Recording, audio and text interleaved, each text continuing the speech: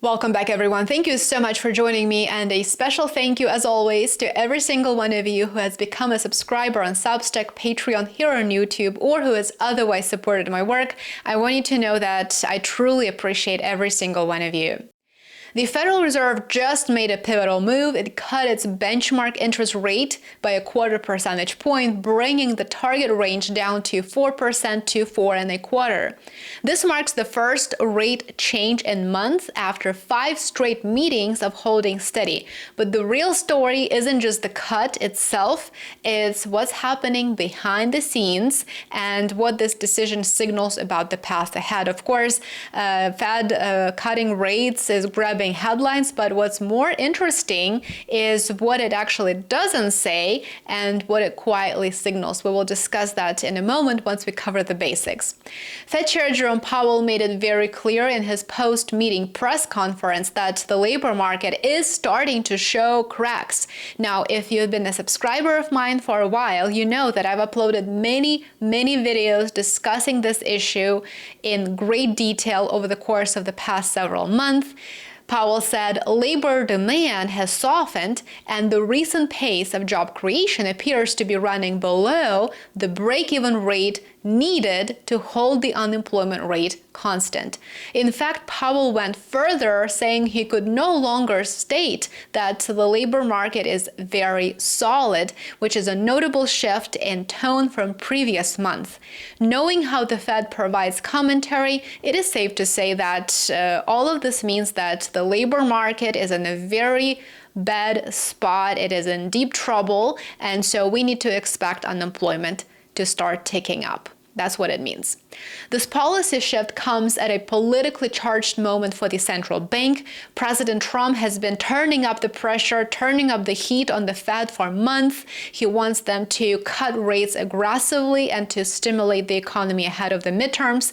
Trump even took legal steps to remove a sitting Fed official, quite unprecedented, and he attempted to install his own top economic advisor. So there's a lot going on behind the scenes. Now, Powell, in his press conference, also addressed inflation, specifically inflation linked to tariffs. He emphasized that the Fed's responsibility to prevent temporary price shocks, like those from tariffs, from turning into a more persistent inflation problem remains a priority. And while inflation is still somewhat elevated, the Fed's concern seems to be tilting toward the labor market now. In the official statement, Fed officials acknowledged that inflation has moved up, but also noted that the unemployment rate has, quote, edged up, and that downside risks to employment have increased. The most recent jobs report backs that up, with the unemployment rate now at 4.3% officially, which is the highest that it's been in nearly 4 years, the highest it's been in 4 years, so it is going up. Now, looking ahead, Fed policymakers now anticipate 2 more quarter-point cuts by the end of this year, which is an increase from just 1 rate cut projected back in June. They also expect modestly higher inflation next year, which I'm not sure how to quantify that. And they also expect 1 rate cut in both 2026 and in 2027. One Fed official even projects a full 1.25 percentage point drop in rates before year end. So everything is on the table, in other words.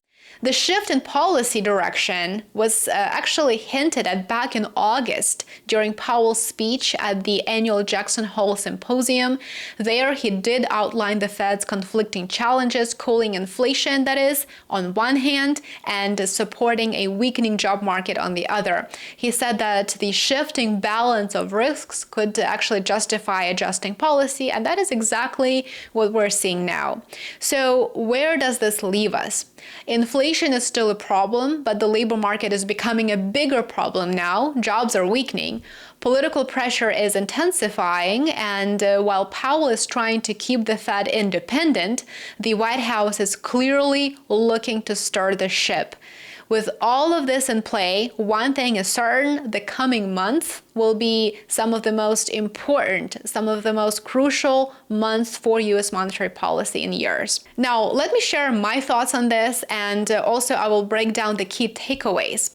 First, Fed Chair Jerome Powell went out of his way, in my opinion, to tamp down expectations that this is the start of a new rate-cutting cycle. He called it a meeting-by-meeting decision process, meaning don't count on a predictable path of cuts. So don't think that there's going to be a next one coming up. One meeting could bring a cut, while the next could bring nothing, maybe even a hike. Nobody knows. So don't expect much forward guidance going forward. And I'm sorry for the redundancy. The Fed wants maximum flexibility, and Powell made sure that we know that.